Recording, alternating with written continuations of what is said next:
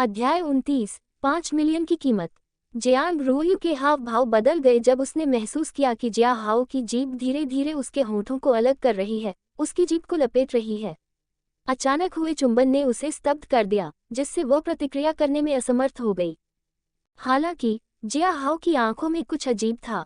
न केवल उसका शारीरिक प्रभुत्व, बल्कि वह महसूस कर सकती थी कि जिया हाओ उस पर मानसिक दमन भी कर रहा था। वह बहुत युवा दिखता है, फिर भी वह मुझे एक ही चाल में हराने में कामयाब रहा। बस, वह कौन है? नहीं, बात यह है, वह मुझे अचानक क्यों चूम रहा है? जिया हाओ ने जियांग रुओयू को जाने दिया और उनके होंठ अलग हो गए। जियांग रुओयू ने जल्दी से उसे एक तरफ धकेल दिया और वह उसे भयंकर नज़र से देखने लगी। तुम कमीने, ये छेड़छाड़ है, मैं पुलिस को बुलाऊंगी। ठीक है, मैं तुम्हारा जीवन रक्षक हूँ। तुम अपने उपकारकर्ता के साथ ऐसा नहीं कर सकते, है न? जिया हाओ ने कंधे उचका दिए। तुम्हारा क्या मतलब है? मुझे गुमराह करने की कोशिश मत करो। वह कमीना अज़ाकी, क्या तुम्हें पता है कि तुम्हारी नौकरानी ने उसकी वजह से ड्रग्स मिलाए थे? जिया हाओ ने व्यंग्य किया। अगर मैंने उसे नहीं फंसाया होता, तो तुम्हें अज़ाकी ने नशीला पदार्थ दे दिया होता। और उसके बाद के परिणामों के बारे में, मुझे नहीं लगता कि मुझे विस्तार से बताने की ज़रूरत है। क्या? जियांग रुओयू चौंक गया। असंभव, वह इतने सालों से हमारे डोजों के लिए काम कर रही है। ठीक है, कुछ भी पक्के तौर पर नहीं कहा जा सकता कि वह व्यक्ति गहरे प्यार में है या नहीं। जिया हाओ ने जियांग रुओयू के पास जाते हुए हंसते हुए कहा, आप अपनी सारी जांच कर सकते हैं। इस बीच मैं ऊपर की मंजिल पर आधुनिक जिम आजमाऊंगा। जिया हाओ के बेपरवाह रवैये को देखकर जियांग रुओयू को गुस्सा आ गया। हालांकि उसके सामने पेश किए गए सभी मुद्दे निर्विवाद थे। जिया हाओ ने मुस्कुराते हुए देखा कि उसके शरीर में काले रंग का एक धागा थोड़ा गुलाबी रंग के साथ घुस गया है। ये कुछ और नहीं बल्कि थोड़ी उलझन के साथ मिली हुई नफरत की भावना थी। हालांकि गुणवत्ता और मात्रा बहुत अच्छी नहीं थी, मच्छरों का मांस अभी भी मांस है। जैसे ही जिया हाओ दूसरी मंजिल पर गया, उसने सभी प्रकार के आधुनिक जिम उपकरण देखे। ये जिया रुओयू का अपना निर्णय था। आखिरकार बहुत से लोग मार्शल आर्ट सीखने में रुचि नहीं दिखाते, इसलिए एक साथ जिम चलाने से उन्हें लाभ होगा। ये तो बताने की ज़रूरत नहीं है कि जियांग रुओयू के पास शारीरिक स्वास्थ्य और व्यायाम की डिग्री थी, इसलिए जिम को संभालना उसके लिए कोई समस्या नहीं थी।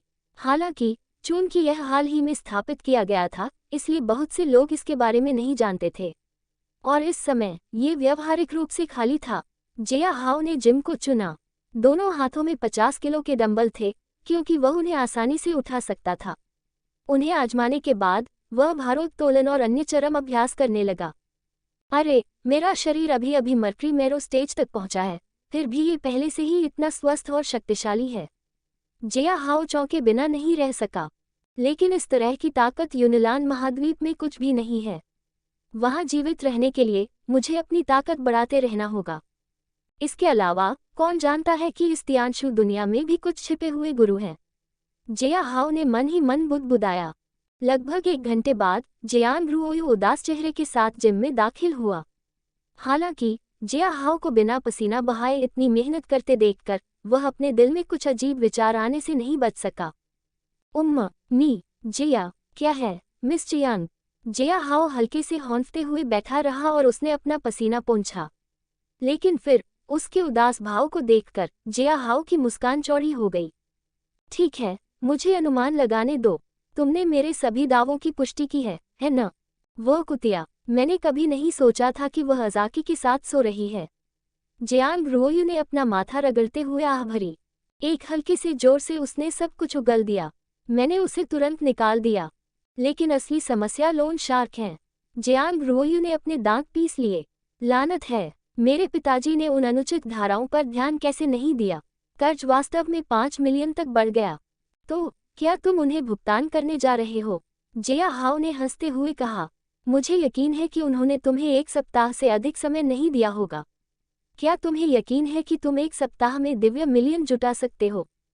और यह भी नहीं कहना है कि तुमने हाल ही में इस जिम में निवेश किया है। क्या तुम्हारे पास इतना पैसा है? तुम क्या सुझाव देते हो? स्पष्ट करो। जियांग रुओयू परेशान स्वर में पूछने से खुद को रोक नहीं पाई। जिया हाओ के मुस्कुराते चेहरे को देखकर ही उसके दांत खट्टे हो गए। जिया हाओ ने हंसते हुए अपना फोन निकाला और सू युनकी को फोन किया। हाओ क्या हुआ? क्या तुम ठीक हो? हाँ, मैं ठीक हूँ। प्रिय चाची, क्या मैं तुमसे कुछ पैसे उधार ले सकता हूँ? हो, उधार? कितने पैसे? हाओ मैं तुम्हें दे सकता हूँ 6 मिलियन। चाची, मैं एक व्यवसाय में निवेश करने की सोच रहा हूँ। मुझे आश्चर्य है कि क्या चाची। ओह, क्या ऐसा है? सू युनकी की आवाज़ अभी भी शांत थी। चिंता मत करो हाओ मैं तुम्हें तुरंत पैसे दे दूंगा। हाँ, धन्यवाद चाची, मैं इसे जल्दी से वापस कर दूंगा। जिया हाओ ने मुस्कुराते हुए कॉल समाप्त की। जल्द ही उसके खाते में 6 मिलियन युआन आ गए। अच्छा, अब देखते हैं। जिया हाओ ने जियांग रुओयू को देखा। मेरे पास अभी तुम्हारी ज़रूरत का सारा पैसा है। तो तुम क्या कहती हो मिस जियांग? क्या तुम मेरे साथ सौदा करना चाहोगे? मुझे उन 5 मिलियन के लिए क्या करना होगा? जियांग रुओयू ने जिया हाओ को देखते हुए अपने होंठ काटे। हालांकि जिया हाओ के हाव भाव को देखकर जियांग रुओयू तुरंत समझ गई और उसका चेहरा लाल हो गया। कमीने, नरक में सड़ो, उसने कहा और वह पलट कर चली गई। जिया हाओ हंसी, लेकिन वह वहीं बैठा रहा। कुछ देर बाद जियांग रुओयू वापस आई। वह अभी भी कांप रही थी। उसका चेहरा लाल था और उसके चेहरे से भाप निकल रही थी। मुझे कोई जल्दी नहीं है। मेरे पास पूरा दिन है। मैं तुम पर कैसे भरोसा कर सकता हूँ? जियांग रुओयू ने गहरी आवाज में पूछा। मुझे अपना अकाउंट नंबर दो, जिया हाओ ने हंसते हुए कहा। जिया हाओ के कहने पर जियांग रुओयू ने आह भरी। जल्द ही उसे तुरंत 2.5 मिलियन युआन मिल गए। अब बाकी पैसे मैं कर दूंगा। जिया हाओ के सामने जियांग रुओयू चली गई और उसने धीरे से उसका टॉप उतार दिया। उसकी भरपूर छाती एक सेक्सी सफेद ब्रा से ढकी हुई थी, जिससे जिया हाओ तुरंत सख्त हो गया। चूंकि वह बैठा था, जेड खरगोशों की जोड़ी सीधे उसके चेहरे के सामने थी, जिससे उसे अपना चेहरा उनके बीच धकेलना पड़ा। जियांग रुओयू का चेहरा पूरी तरह से लाल हो गया था और उसका शरीर कांप रहा था क्योंकि उसे लगा कि जिया हाओ अपना चेहरा उसकी ब्रा पर रगड़ रहा है। इतनी खुली और कमजोर अवस्था में होने के कारण जियांग रुओयू को लगा कि उसका पेट का निचला हिस्सा हिल रहा है। फिर जिया हाओ खड़ा हो गया और उसे एक बार फिर चूमा। जियांग रुओयू ने इस बार विरोध नहीं किया क्योंकि वह महसूस कर सकती थी कि जिया हाओ की एक हथेली उसके नितंबों को दबा रही थी जबकि दूसरी उसके स्तनों को मसल रही थी। मम्मा, तुम्हारा शरीर बहुत सुगंधित है मिस जियांग। जिया हाओ के होंठ खुल गए और उसने उसे शैतानी मुस्कान के साथ देखा। बेहतर होगा कि तुम शुरू करो मिस जियांग। मैं जानता हूँ। जियांग रुओयू ने जिया हाओ को घूरते हुए अपनी आंखें घुमाई। उसका हाथ धीरे धीरे नीचे की ओर बढ़ा और उसने उसकी जिप नीचे खींची। तारांकन। जियांग रुओयू की आंखें चौड़ी हो गई जब उसने जिया हाओ के छोटे भाई को अपनी पैंट से बाहर कूदते देखा। यह थोड़ा बड़ा है। जियांग रुओयू की उंगलियां शाफ्ट को छू रही थीं, धड़कते हुए स्टाफ पर उभरी हुई नसों को महसूस कर रही थी। नहीं, वहां नहीं। जियांग रुओयू का पूरा शरीर कांप उठा जब जिया हाओ उसकी गर्दन पर झुकी। उसकी जीभ चंचलता से उसके कान के लोब को चाट रही थी। उत्तेजना से बाहर जियांग रुओयू ने जिया हाओ की मोटी उपान को सहलाना शुरू कर दिया, जबकि उसकी जीभ उसे छेड़ रही थी। आखिरकार उसकी गर्दन एक संवेदनशील जगह है और जिया हाओ उसे उत्तेजित करने की पूरी कोशिश कर रहा था। मम्मन, मिस जियांग, आप थोड़ा तेज सहला सकती हैं। ओके। जियांग रुओयू को लगा कि वह एक अजीब स्थिति में थी। वह निश्चित रूप से जिया हाओ से इस स्थिति में धकेलने के लिए नफरत कर रही थी। हालांकि वह अपने दिल में कुछ नई भावनाओं को भी महसूस कर रही है, जो उसे अपने सामने इस अजीब सुंदर व्यक्ति को समर्पित कर रही है। जिया हाओ ने अपनी आंखें बंद कर ली क्योंकि उसे जियांग रुओयू द्वारा सहलाए जाने का आनंद मिल रहा था। वह महसूस कर सकता था कि उसकी इच्छा का बीज जियांग रुओयू से बहुत सारे गुलाबी और डार्क धागे को खा रहा है। ये देखना दिलचस्प है कि वह एक ही समय में इतनी नफरत और वासना कैसे पैदा कर रही है। अगर मैं इसका इस्तेमाल करता हूँ। जिया हाओ ने चुपचाप 6 इच्छाओं के मंत्र का जाप किया क्योंकि उसने अब तक एकत्रित ऊर्जा का उपयोग करने की कोशिश की और इसे खुशी की भावना में बदल दिया। उसके बाद उसने इसे जियांग रुओयू के शरीर में प्रवाहित करने की कोशिश की। जियांग रुओयू का शरीर कांप उठा क्योंकि उसने जिया हाओ के पुरुषत्व को तेजी से सहलाया। उफ, ये कैसा एहसास है? मैं इतना उत्तेजित क्यों महसूस कर रहा हूँ? मेरी पैंटी, मुझे लगता है कि यह भीगी हुई है। पसीना। हाँ, ये पसीना ही होगा और कुछ नहीं। जिया हाओ ने हल्के से कराहते हुए महसूस किया कि वह लगभग शिखर पर पहुंच गया है। मम्मा, मिस जिया, मैं बस। हाँ। जियांग रोयू की आंखें चौड़ी हो गईं जब उसने अपने हाथों में मोटे मांस की उत्सुकता भरी धड़कन महसूस की। बिना किसी देरी के वह भाले की नोक से निकलने वाले मोटे सफेद तरल पदार्थ के धागों को देख सकती थी, जो उसके हाथों को ढांक रहे थे और उसके कपड़ों पर दाग लगा रहे थे। जब जिया हाओ ने अचानक अपना फोन निकाला और सेल्फी ली, तो दोनों की सांस फूल गई। यो, तुम क्या कर रहे हो? जियांग रोयू को होश आया जब उसने जिया हाओ को ऐसी अश्लील तस्वीर लेते देखा। शांत रहो, मिस चियांग, मैं तुम्हें इससे ब्लैकमेल नहीं करूंगा। जिया हाओ मुस्कुराए, मैं इसे बस हमारी पहली याद के रूप में रख रहा हूँ। अपनी पैंट की जिप लगाते हुए जिया हाओ मुड़ा और चला गया। मैंने पहले ही शेष 2.5 मिलियन भेज दिए हैं। बेहतर होगा कि तुम लोन शार्क को पैसे चुका दो और रसीद लेना मत भूलना। इसके अलावा जिया हाओ ने हंसते हुए कहा, बेहतर होगा कि तुम खुद को साफ करो। जितनी देर करोगे यह उतना ही चिपचिपा होगा। अध्याय 30 सुलान का दृश्य। ठीक है, 8 बार असमय पुनर्जन्म और मृत्यु परिवीक्षा अवधि पर पाताल लोक में वर्षों बिताना। जिया हाओ ये प्रमाणित कर सकता है कि वह अब संत नहीं है, और यह भी कि पाताल लोक में विभिन्न यातनाओं और पापों को देखकर उसकी चेतना भी कुछ हद तक विकृत हो गई। ये दुनिया सिर्फ एक खेल है न? जिया हाओ दक्षिणी किनारे डोजो के चारों ओर घूमता रहा और अपने दिल में हंसता रहा। चूंकि मैं इस खेल के बारे में सब कुछ जानता हूँ, तो मैं अपने सारे ज्ञान का उपयोग अपनी इच्छानुसार जीने के लिए क्यों न करूं? मैं आसानी से धन कमा सकता हूँ, मैं आसानी से विभिन्न शक्तियाँ प्राप्त कर सकता हूँ। महिलाओं, मैं प्रयास करूंगा और जो भी मुझे पसंद आएगा उसे प्राप्त करूंगा। ये दुनिया सिर्फ मैं ही पूरी साजिश जानता हूँ, मैं इसका लाभ क्यों न उठाऊं?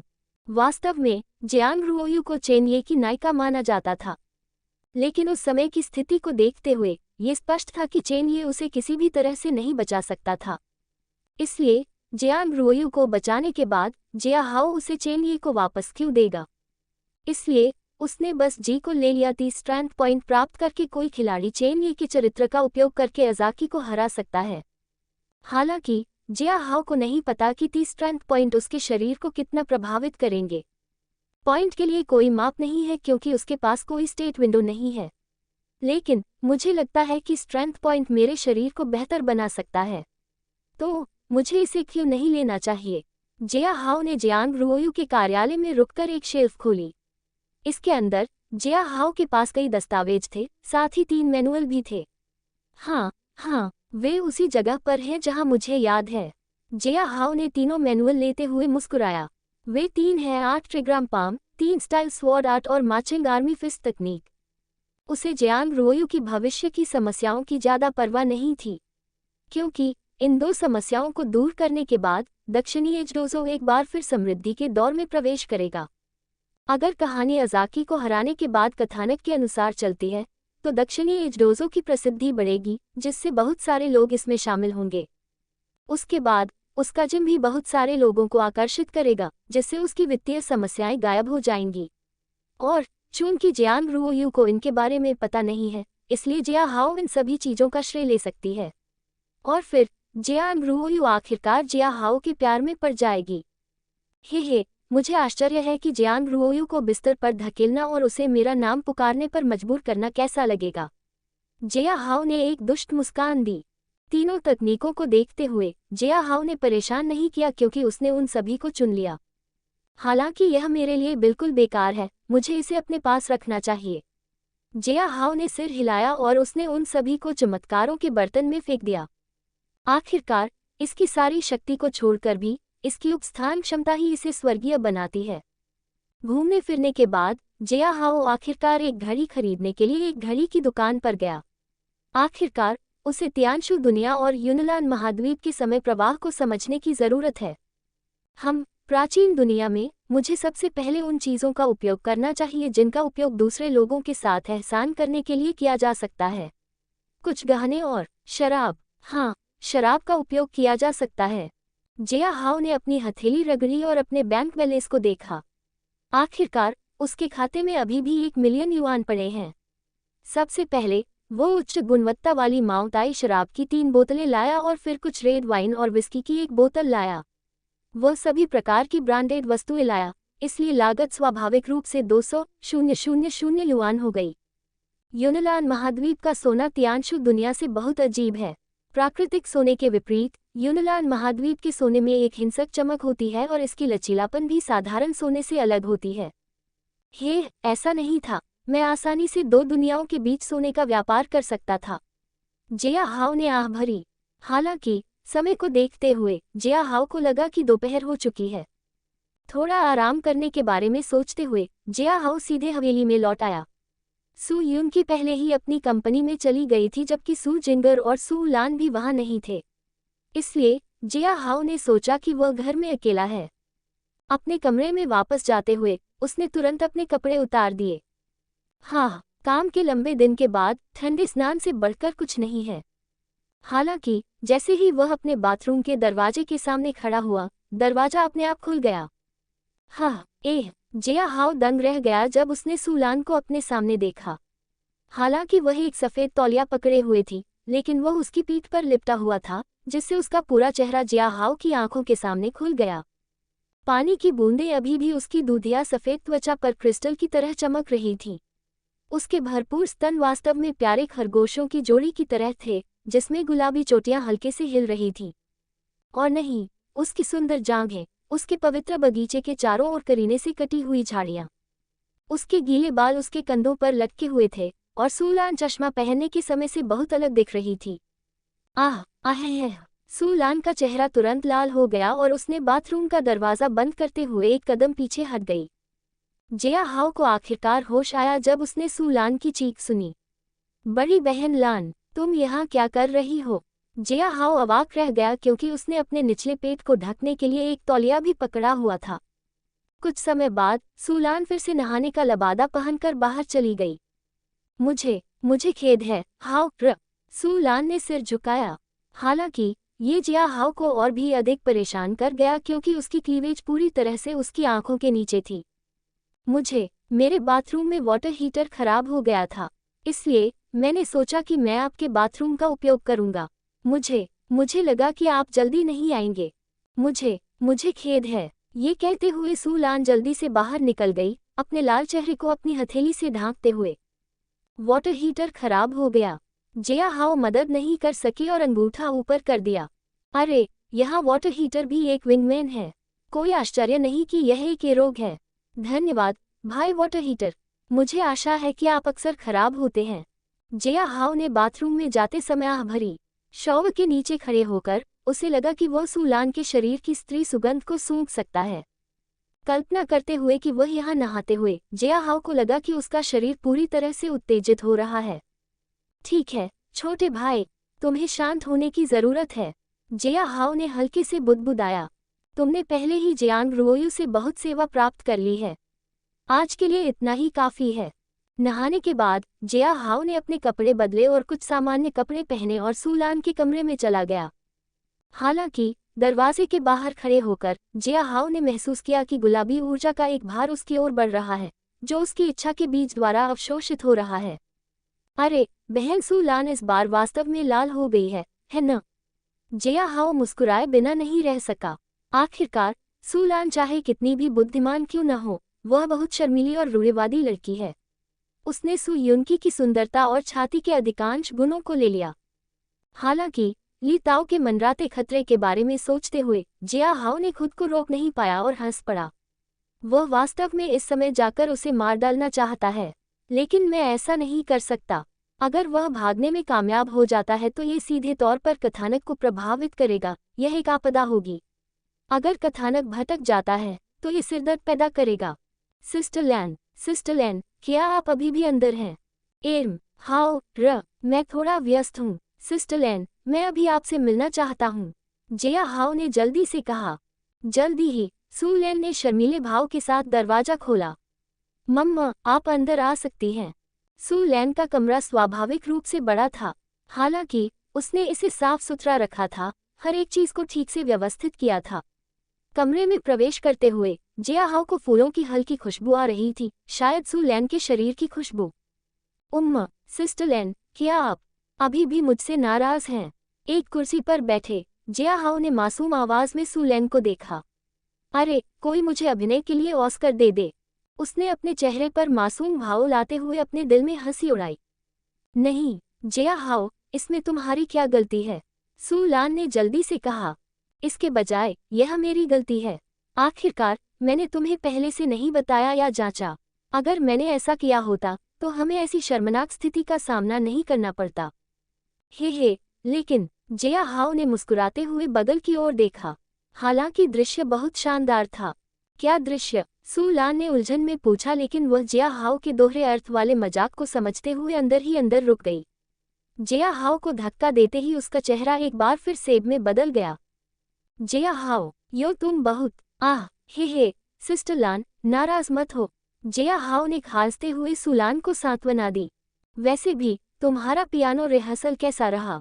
अच्छा, ये बहुत अच्छा रहा। हे, तुम्हें प्रतियोगिता में आना चाहिए। ठीक है। शो के बारे में सोचते ही सुलान मुस्कुराई।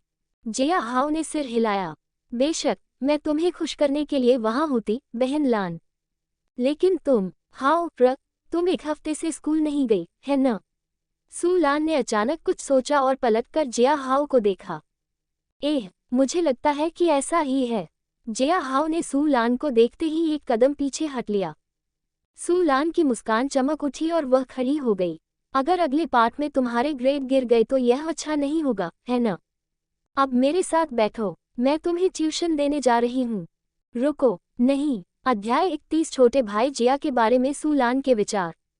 हाँ बहन लान, मैं अब और नहीं कर सकती। जिया हाओ मेज पर गिर गई, जबकि सू लान उत्तरों की समीक्षा कर रही थी। बुरा नहीं है, हालांकि तुम अनाड़ी हो, लेकिन तुम्हारा आधार ठोस है। सू लान ने हल्के स्वर में बोलते हुए अपने चश्मे को ठीक किया। लेकिन इसका मतलब यह नहीं है कि तुम आराम कर सकती हो, हाओ तुम्हें कड़ी मेहनत से पढ़ाई करनी चाहिए, भले ही तुम में स्वाभाविक प्रतिभा हो। मुझे लगता है कि आज के लिए इतना ही काफी है। धन्यवाद, बहुत बहुत धन्यवाद सिस्टर लैन। जिया हाओ उठकर सू लैन के सामने झुक गया। हाँ, भाड़ में जाए, 8 जन्मों के बाद भी मैं अभी भी कैलकुलस और समीकरणों के चंगुल से नहीं बच सकता। जिया हाओ ने सू लैन को देखते हुए अपना माथा रगड़ा। कोई आश्चर्य नहीं कि उसे अपने चरित्र कार्ड में सुंदर अध्ययन तानाशाह का खिताब मिला। वह जानता है कि सू लैन जो कुछ भी कर रही थी वह उसके अपने भले के लिए था, और यह सोचकर जिया हाओ का दिल गर्म हो गया। आखिरकार सू परिवार की सभी महिलाएं जिया हाओ को इस परिवार का पूरी तरह से हिस्सा महसूस कराने की पूरी कोशिश कर रही थी। ये सोचकर जिया हाओ उन तीनों की रक्षा करने के लिए और भी दृढ़ हो गया। सू लैन को देखते हुए उसने अपने ऋषि की दिव्य आंखों का इस्तेमाल किया। नाम सू लान, उम्र 22, प्रतिभा स्कूल की विद्वान राजकुमारी, पियानो और वायलिन गायन। हाल ही का भविष्य 3 दिन बाद शो के दौरान कुछ अप्रत्याशित होता है जो उसके लिए आघात पैदा करता है। जिया हाओ की अभिव्यक्ति तब बदल गई जब उसने आखिरी वाक्य देखा। अपनी आंखें बंद करते हुए उसका दिमाग पागलों की तरह काम करने लगा। लानत है, यह क्या बकवास है? जिया हाओ अपने दिल में कोसने से खुद को नहीं रोक सका। हालांकि अपनी यादों का उपयोग करते हुए उसने आखिरकार सू लान की प्रतियोगिता का सब प्लॉट खोज लिया। मुझे याद है। हाँ, जो हुआ वह निश्चित रूप से घटिया था। इसने सू लान को फिर कभी पियानो छूने पर मजबूर कर दिया। जिया हाओ की आंखों में एक अजीब सी चमक थी क्योंकि उसने अपनी मुट्ठी भींच ली थी। बहन लान, मुझे लगता है कि आपने रेनिंग क्लाउड्स एंड बोर्ड गाना बजाने की तैयारी की है न? हाँ, तुम्हें इसके बारे में पता है? सू लान सुखद आश्चर्यचकित थी। वास्तव में मैंने इसे पियानो पर बजाने की योजना बनाई थी। तुम्हें पता है, मेरे पास कुछ समय से इसका अभ्यास कर रहा हूँ। सिस्टर लेन, मेरे पास भी एक गाना है जो शायद आपको पसंद आए। जिया हाओ ने अपनी आंखें बंद करते हुए मुस्कुराया, अपनी याददाश्त का इस्तेमाल करते हुए कुछ याद किया। उसके बाद उसने एक कागज लिया और कुछ तेजी से लिखना शुरू कर दिया। सू लैन पहले तो उत्सुक थी क्योंकि वह झुकी हुई थी, ये देखने की कोशिश कर रही थी कि जिया हाओ क्या लिख रही थी। क्या संगीत नोट्स? सू लैन की अभिव्यक्ति बदल गई जब उसने देखा कि जिया हाओ वास्तव में संगीत नोट्स लिख रही थी। थोड़ी देर बाद जिया हाओ ने लिखना समाप्त कर दिया और इसे सू लैन को दे दिया। सिस्टर लैन, इसे एक उपहार के रूप में माने।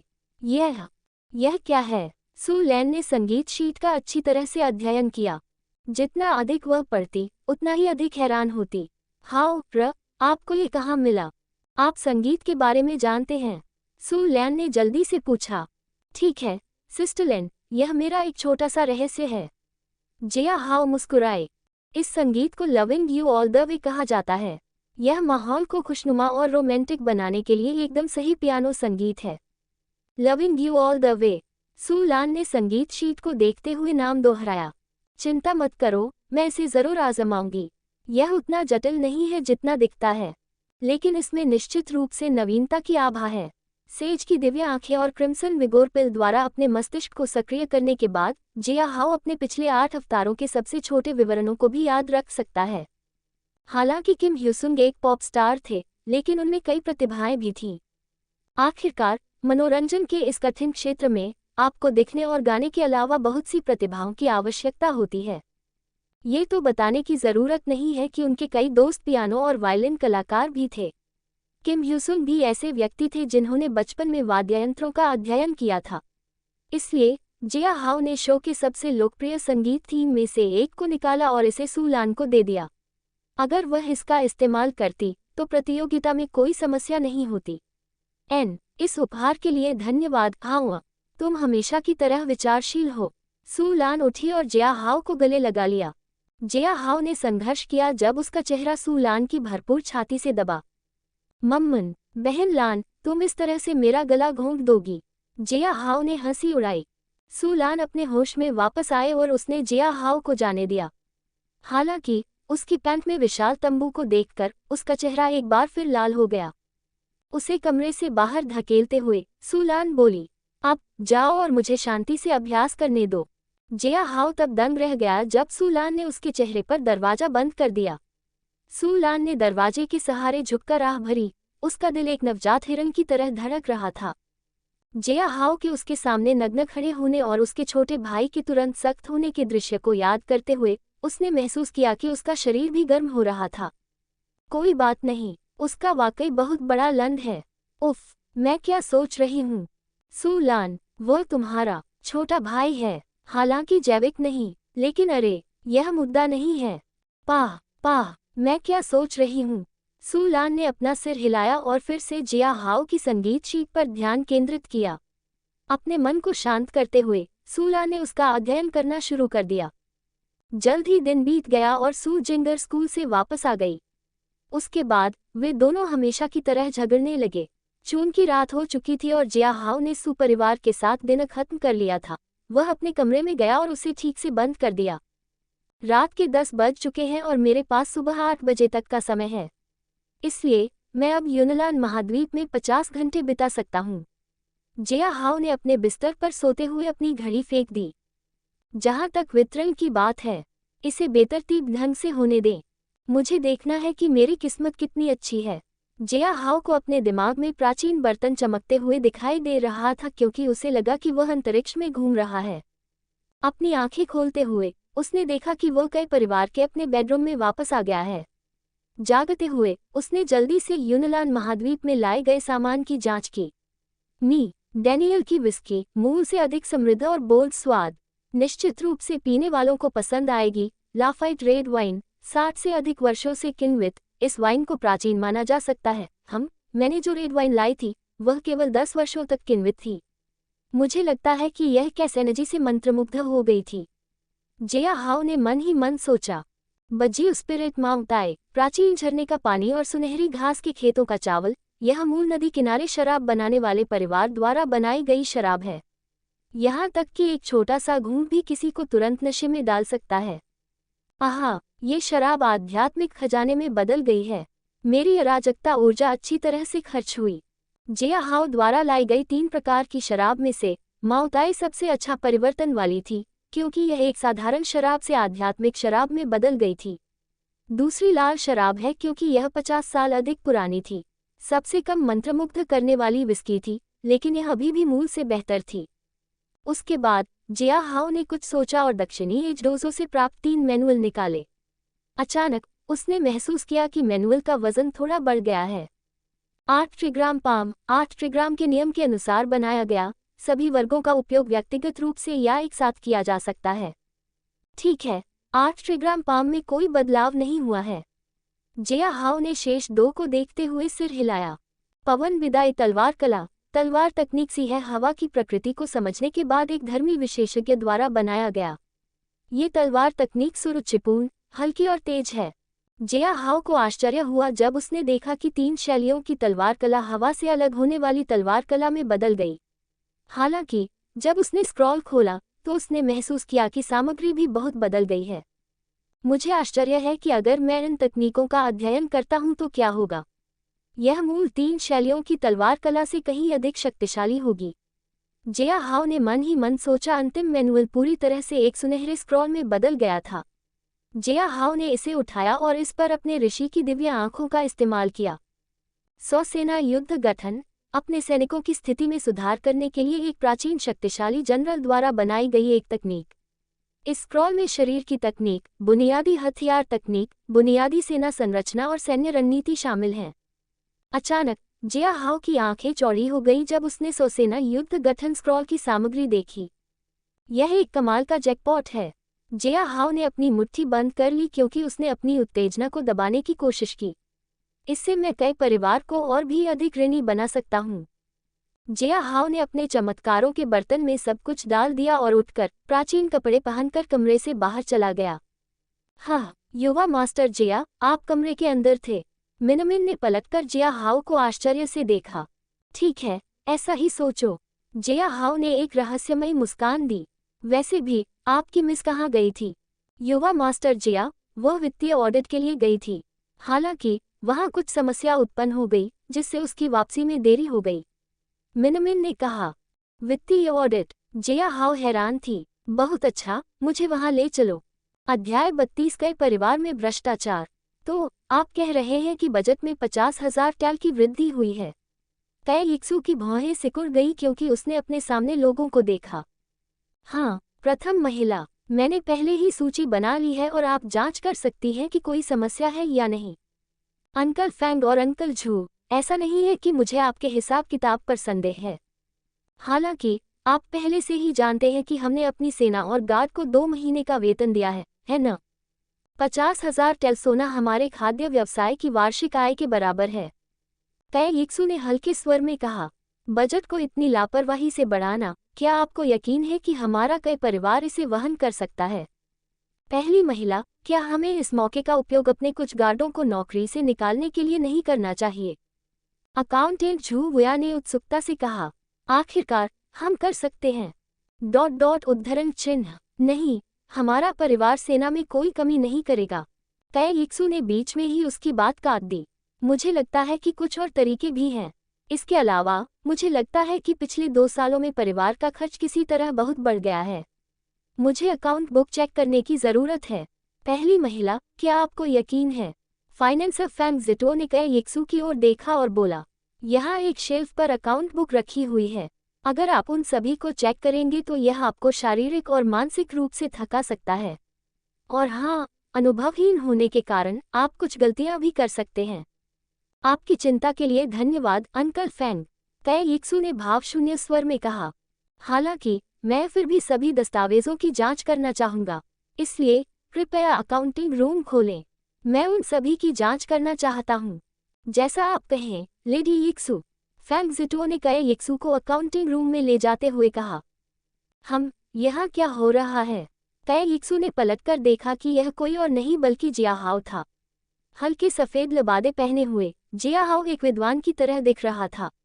हालांकि उसका सुंदर चेहरा और सही शारीरिक अनुपात किसी मार्शल आर्टिस्ट से कम नहीं लग रहा था। तुम वापस आ गए, तय यिक्सू ने हल्के से आश्चर्यचकित स्वर में कहा। मैंने सुना है कि तुम कबीले की अकाउंट बुक चेक कर रहे थे, जिया हाओ ने नर्म स्वर में कहा। वास्तव में मैं खाता बही की जांच कर रहा हूँ। मुझे ये सुनिश्चित करने की आवश्यकता है कि सब कुछ निर्बाध और बिना किसी दोष के हो। जिया हाओ ने उसकी ओर देखा और फैंग जिटुओ और झू वुया को देखते हुए पलट गया। नाम फैंग जिटुओ, उम्र 55, टिप्पणी यान किंगडम में एक प्रसिद्ध अकाउंटेंट। वर्तमान में कई परिवार में एक वित्त सहायक के रूप में काम कर रहा है। ईमानदार और ईमानदार। हाल ही में भविष्य के बिंदु 5 दिन बाद उसने अपनी बचत का उपयोग किया और एक रात बिताने के लिए जेड लेक पवेलियन गया। पुराना अदरक अभी भी मसालेदार है न? जिया हाओ पहले से ही अनुमान लगा सकता था कि जेड लेक पवेलियन किस तरह की जगह है। फिर उसने झू वुया को देखा और अपने ऋषि की दिव्य आंखों का उपयोग किया। नाम झू वुया, उम्र 55, टिप्पणी यान रॉयल अकादमी में अंकगणित और लेखाशास्त्र का अध्ययन किया। चतुर और लालची, लंबी जीवन प्रत्याशा वाला। हाल ही में भविष्य के अंक। 2 दिन बाद वह अपने बेटे के लिए बॉडी स्ट्रेंथनिंग पिल की एक बोतल खरीदने के लिए अपनी गुप्त तिजोरी से 50,000 टैल सोना निकालेगा। रुको, क्या? जिया हाओ ने महसूस किया कि जब उसने झू वुया के बारे में जानकारी देखी तो उसकी आंखें चौड़ी हो गईं। तय यिक्सू ने अपने हाथ हिलाए। मिन, बड़ों को बाहर निकालो। मुझे और युवा स्वामी को बहुत गोपनीयता की आवश्यकता है। हाँ, मेरी महिला। सभी लोग कमरे से बाहर चले गए, जिससे जिया हाओ और सिया यिक्सू को कुछ गोपनीयता मिली। आपको डर है कि कोई भ्रष्टाचार में उलझा हुआ है और पैसे चुरा रहा है? जिया हाओ ने पूछा। आखिरकार उसने नश्वर में तो क्या, पाताल में भी भ्रष्टाचार देखा था विमान। मुझे ऐसा लगता है। हालांकि मैंने कुछ दस्तावेजों की जांच की और मुझे कोई गलती नहीं मिली। तय यिक्सू ने लेखा पुस्तकों से भरी अलमारियों को देखते हुए आह भरी। और भी, अगर उनमें से कोई भ्रष्टाचार को छिपाने की कोशिश करता है, तो क्या आपको लगता है कि इसे खोजना आसान है? बिल्कुल, जिया हाओ ने आह भरी और लेखा पुस्तकों के ढेर को देखा। प्राचीन समय में शिक्षा प्रमुख नहीं थी। सब कुछ लिखित प्रतियों में प्रलेखित किया गया था। इसलिए अगर कोई विद्वान जनता को धोखा देना चाहता था, तो वह आसानी से ऐसा कर सकता था। और भी, लेखा पुस्तकों के इस समुद्र में गलतियां खोजने में कम से कम 1 महीना लग जाता था। और जिया हाओ को संदेह था कि कई यिक्सू के पास इतना खाली समय है। मुझे पता है कि तुम एक मास्टर विद्वान हो। आखिरकार विवाह परीक्षा में उन गणितीय प्रश्नों को हल करना आसान नहीं था। तय यिक्सू ने जिया हाओ को देखा और वह बोल रही थी। क्या तुम मेरी मदद करोगे? अच्छा, जिया हाओ ने अपनी नाक के नीचे रगड़ा। अगर मैं अपना पूरा दिमाग लगा भी लूं, तो भी इतने कम समय में उन्हें चेक करना संभव नहीं है। तय यिक्सू ने निराशा में आह भरी। हालांकि मैं आपसे कुछ पूछना चाहती हूँ। जिया हाओ ने पूछा। उन्हें कितना वेतन मिलता है? उन्हें फैंग जिटुओ और झू वुया दोनों को हर साल 200 टैल सोना मिलता है। जिया हाओ ने ये सुनकर लगभग थूक दिया। हालांकि सामान्य लोगों के बहुमत के बारे में सोचते हुए जो दिन प्रतिदिन चांदी का उपयोग करते हैं, एक कुलीन परिवार में एक अकाउंटेंट के लिए प्रति वर्ष 200 टैल सोना बहुत अच्छा वेतन है। तो क्या आपको लगता है कि उनके लिए शरीर को मजबूत बनाने वाली गोली खरीदने के लिए 50,000 टैल सोना निकालना आसान है? ये सुनकर तय यिक्सू की आंखें सिकुड़ गईं। मैं यह नहीं कहूंगी कि यह असंभव नहीं है, लेकिन यह औषधीय गोली पर अपनी जीवन भर की बचत खर्च करने जैसा है। और हाँ, पर्याप्त संपर्कों के बिना आप ऐसी दवा नहीं पा सकते। दिलचस्प, जिया हाओ ने ठहाका लगाया। क्या फैंग जितुओ और झू वुया दोनों ने ही अकाउंट बुक की दोबारा जांच की है? नहीं, दोनों ही अलग अलग विभागों की देखरेख करते हैं, तय यिक्सू ने समझाया। फैंग जितुओ को मेरे बड़े चाचा ने आमंत्रित किया था। वह ईमानदार है और सेना के खर्च के साथ साथ कई परिवार के आंतरिक बजट को भी देखता है। दूसरी ओर झू वुया बाहरी खर्च का प्रभारी है। सुगंधित दवा की दुकान, 2 खाद्य दुकानें, सेना की सामग्री और अन्य के लिए सभी क्रय सामग्री उसके द्वारा संभाली जाती थी। हाँ, मुझे लगता है कि तुम लोगों ने वास्तव में चोर को खजाने की चाबी दे दी है। जिया हाओ ने व्यंग्यात्मक ढंग से मुस्कुराया। तुम्हारा क्या मतलब है? तय यिक्सू मूर्ख नहीं थी क्योंकि वह जिया हाओ के शब्दों से सुराग पकड़ सकती थी। तुम्हारा मतलब है झू वुया भ्रष्टाचार के पीछे है? मैं बस एक और बात पूछना चाहती हूँ। जिया हाओ ने तुरंत जवाब नहीं दिया। क्या वे अपनी खाता बही अलग रखते हैं? हाँ, तय यिक्सू ने सिर हिलाया। तो चलो झू वुया द्वारा हस्ताक्षरित खाता बही की जांच शुरू करते हैं। तय यिक्सू दंग रह गई। हालांकि जिया हाओ के आत्मविश्वास भरे व्यवहार को देखकर उसे अपने दिल में उम्मीद की एक झलक महसूस हुई। शेल्फ पर जाकर वह झू वुया द्वारा हस्ताक्षरित खाता बही को छांटने के लिए बैठ गई। 11:30। जिया हाओ भी उसकी मदद करते हुए उसके बगल में बैठ गया। कुछ पलों के लिए कमरे में सिर्फ हवा की आवाज और कागजों के पलटने की आवाज गूंज रही थी। क्या तुम कुछ बात करना चाहती हो? तुम्हें कुछ कहना है? दोनों ने एक साथ बात की, एक दूसरे को आश्चर्य से देखते हुए। तुम जाओ। नहीं, तुम पहले बोलो। जिया हाओ ये सुनकर खुद को रोक नहीं पाया और हंस पड़ा। तय यिक्सू ने गहरी सांस ली और अपना ध्यान खातों पर केंद्रित किया। मेरा मतलब है, हमारी शादी हो चुकी है और तुमने शादी के बाद इस बारे में कुछ नहीं कहा। मुझे क्या कहना चाहिए? जिया हाओ ने हल्की मुस्कान दी। क्या मिस को रोमांटिक लोग पसंद हैं? नहीं नहीं, कै यिक्सू हकलाते हुए बोली। तुमने मुझसे पत्नी के रूप में मेरे कर्तव्यों के बारे में कुछ नहीं पूछा। नहीं, तुमने मुझसे पति के रूप में मेरे कर्तव्यों के बारे में पूछा। जिया हाओ बोली। मिस कै, हम दोनों जानते हैं कि यह शादी सिर्फ जरूरत के कारण हुई है, इसलिए हम एक दूसरे के लिए बाध्य नहीं हैं, है न? क्या ऐसा है? कै यिक्सू ने जिया हाओ की ओर देखा। क्या तुम लिंगजी से शादी करती तो भी यही कहती? जिया हाओ ये सुनकर घबरा गया। क्या उसने नोटिस किया? उसने मन ही मन सोचा। मुझे आश्चर्य है। जिया हाओ ने भी झूठ नहीं बोला। मिस यिक्सू का व्यक्तित्व थोड़ा ठंडा है, खास तौर पर प्रेम संबंधों के प्रति। यह मेरे निजी कारणों की वजह से है, इसका तुमसे कोई लेना देना नहीं है। कै यिक्सू बोली। तो फिर क्या मिस मुझे उसके प्यार को आगे बढ़ाने की अनुमति देती है? जिया हाओ की मुस्कान चमक उठी। तुम पहले से ही मेरे पति हो, इसलिए। कै यिक्सू ने पलटकर एक खाता बही को एक तरफ फेंक दिया और एक नई खाता बही उठा ली। बहुत बढ़िया, पत्नी। कै यिक्सू का शरीर कांप उठा जब उसने जिया हाओ को उसे पत्नी कहते हुए सुना। बेहतर होगा कि तुम उन खाता बही को ठीक से जांच लो, कै यिक्सू ने गुनगुनाती हुई आवाज में कहा। कोई जरूरत नहीं, ये किताबें ले लो, मैंने समस्याओं वाले क्षेत्र को चिन्हित किया है। जिया हाओ ने कै यिक्सू को कुछ खाता बही देते हुए हंसते हुए कहा।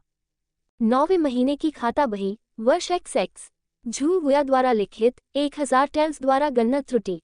7वें महीने की खाता बही, वर्ष XX, झू वुया द्वारा लिखित, गणना 4000 टेल्स की त्रुटि। बेशक झू वुया बहुत चतुर था, वह हर महीने पैसे नहीं लेता था। हालांकि जिस महीने वह पैसे लेता था वह एक बड़ी रकम होती थी, और यह भी नहीं कहा जा सकता कि वह अतिरिक्त राशि को इस तरह से फैलाता था कि अगर कोई उसे ध्यान से न देखे तो उसे नोटिस करना बहुत मुश्किल होता था। हालांकि सेज की दिव्य आंखों ने बस गलतियों वाली खाता बहियों की ओर इशारा किया, जिससे जिया हाओ का 90% समय बच गया। उसके बाद उसने गलत खाता बहियों की अच्छी तरह से जांच की और तुरंत गलतियां ढूंढ ली। यो, तुमने उन्हें इतनी जल्दी कैसे ढूंढ लिया? कै यिक्सू दंग रह गई क्योंकि उसने भी उस जगह को देखा जिसकी ओर जिया हाओ ने इशारा किया था।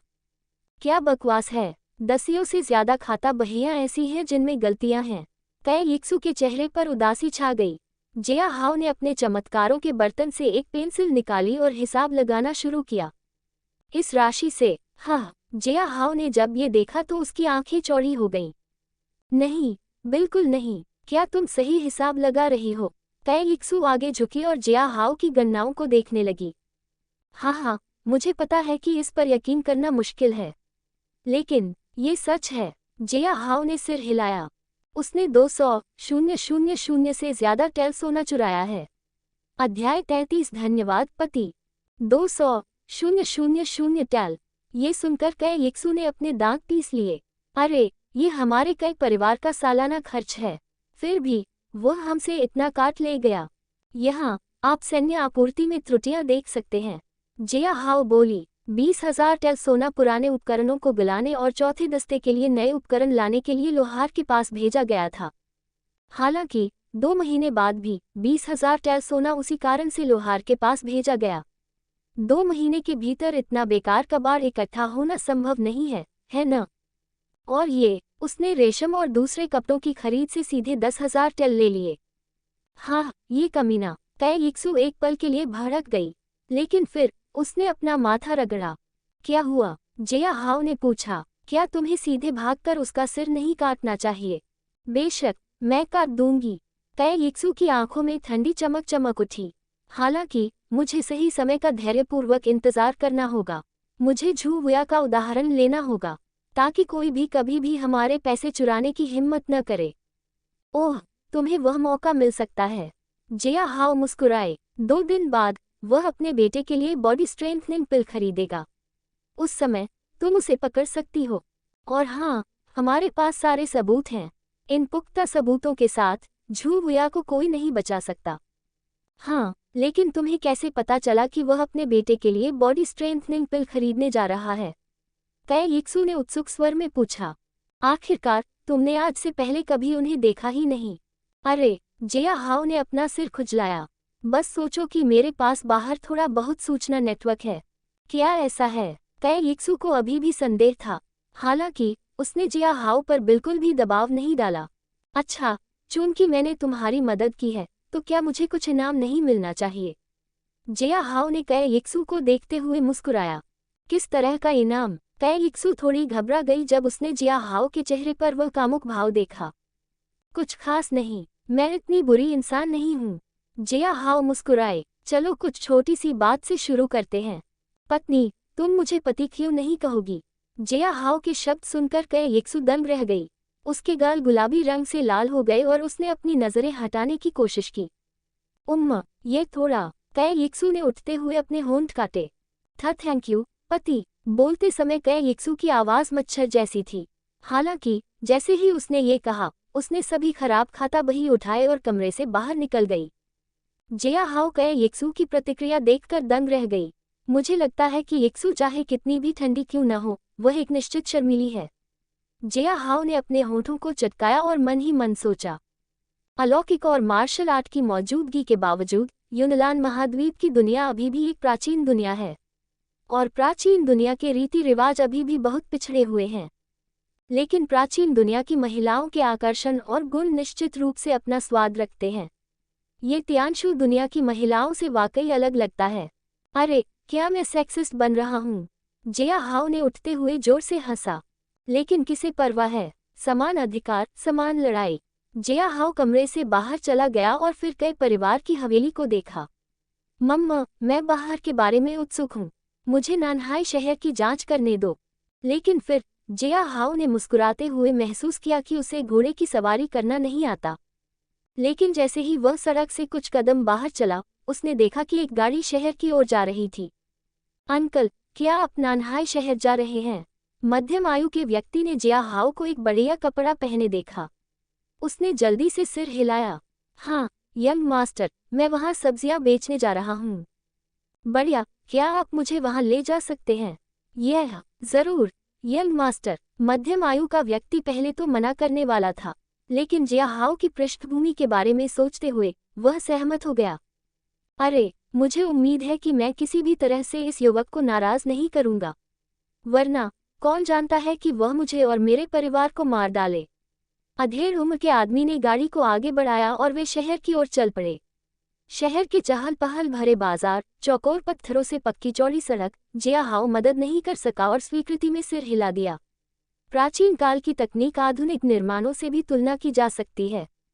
जब वे शहर के दरवाजे से गुजरे, जिया हाओ गाड़ी से उतर गया। अच्छा, अंकल। आहा, नहीं, कोई शुल्क नहीं। अधेड़ उम्र के व्यक्ति ने मना कर दिया। आपको मुझे पैसे देने की जरूरत नहीं है। अरे, क्या लोग रईसों से इतना डरते हैं? जिया हाओ ने हाथ हिलाते हुए व्यंग्यात्मक ढंग से मुस्कुराते हुए कहा। अच्छा, चूंकि तुम पैसे लेने से मना कर रहे हो, तो तुम्हें ये ले लेना चाहिए। उसने ड्राइवर को चॉकलेट का एक पैकेट दिया। यह एनर्जी रिकवरी बार नहीं था, बल्कि उसके बर्तन में पड़ी दूसरी अतिरिक्त स्वादिष्ट चॉकलेट थी। यह क्या है? ड्राइवर ने आकर्षक ढंग से चमकीले आवरण में लिपटे चॉकलेट के पैकेट को देखा। अच्छा, यह एक प्रकार की मिठाई है, जिया हाओ ने समझाया। घर जाओ तो बाहर की परत छीलकर अंदर की भूरी मिठाई खा लेना। इसे अपनी पत्नी और बच्चों को देना मत भूलना, अगर कोई हो तो। हंसते हुए जिया हाओ मुड़ा और चला गया। ड्राइवर स्तब्ध रह गया क्योंकि उसने जल्दी से चॉकलेट का पैकेट छिपा दिया। ये कीमती लग रही है, भले ही यह मिठाई हो। मुझे घर जाकर इसे देखना चाहिए। जिया हाओ शहर में मुग्ध होकर घूम रहा था क्योंकि उसे दुकानें अलग अलग चीजें बेचती दिख रही थी। हालांकि अपने ऋषि की दिव्य आंखों से वह आम लोगों के बीच मार्शल आर्टिस्ट देख सकता था। मैंने अब तक जो सबसे शक्तिशाली देखा है, वह शरीर को मजबूत बनाने वाले क्षेत्र का 9वां चरण है। इसलिए इस तरह से मेरी ताकत सामान्य नागरिकों के बीच चलने के लिए पर्याप्त है।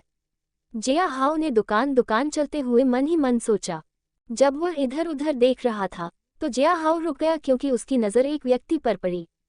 नाम, लू हाओ। उम्र, 32। संकेत, थोड़ा अमीर। व्यवसाय, हाल ही में भविष्य के अंक। आधे घंटे बाद उसने बांस के खजाने की दुकान से एक ग्रे जेड पॉट खरीदा और उसके अंदर एक उच्च श्रेणी का राक्षसी कोर पाया। हे भगवान, जिया हाओ उत्साहित हो गया और लू हाओ की ओर चल पड़ा। माफ करना भाई, जिया हाओ ने पुकारा, जिससे लू हाओ पलट गया और उसकी ओर देखने लगा। क्या तुम जानते हो बांस के खजाने की दुकान कहाँ है? यहाँ से सीधे जाओ और पहले चौराहे से बाएं मुड़ो। तुम इसे 3 ब्लॉक के बाद पाओगे। लू हाओ ने उत्तर देते हुए सिर हिलाया। धन्यवाद भाई। लू हे को अचानक एक अजीब सी अनुभूति हुई, जैसे कि जिया हाओ कुछ गलत कर रहा था।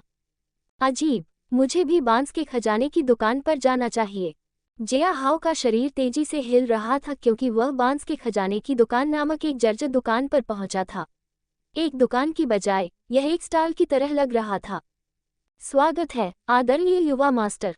एक बदमाश दुकानदार जिया हाओ की चापलूसी करते हुए बाहर आया। क्या आप मेरे कुछ खजानों को देखना चाहेंगे?